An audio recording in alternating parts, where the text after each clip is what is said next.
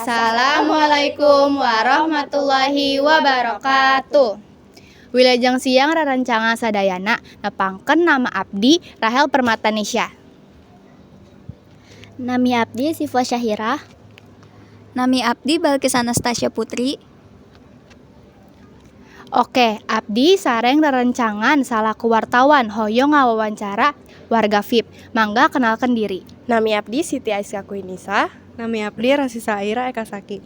Oke, abdi sareng rerencangan hoyong ngawawancara dampak teknologi atau AI ke masyarakat. Oke, hayu urang langsung saja ke patarosan kahiji. Naon manfaatna AI di kahirupan sapopoe? AI mantuan ngagampangkeun pagawean, nyepetkeun neangan informasi, ngabantu diajar, navigasi peta, sarta ngajadikeun pelayanan leuwih efisien. Naon contoh pemakaian di sabudaran urang? Asisten viral, filter kamera, rekomendasi film atau musik, tarjamahan bahasa otomatis, jeung sistem keamanan rarai dina telepon seluler. Kumaha pamadegan masyarakat ngeunaan AI? Sebagian ngarasa kabantu tapi aya oge nu hariwang ngeunaan privasi jeung pagawean. Ku kituna perlu pamakaian anu saimbang jeung aturan nu eces.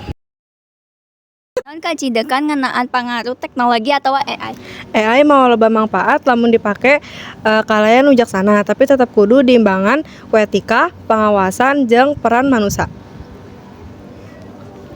Oke, eta hasil wawancara ti warga VIP ngeunaan dampak teknologi atau AI. Mudah-mudahan teknologi atau AI tiasa gaduh pangaruh positif sareng manfaat kanggo urang sadayana. Eta sadayana ti urang. Wassalamualaikum warahmatullahi wabarakatuh.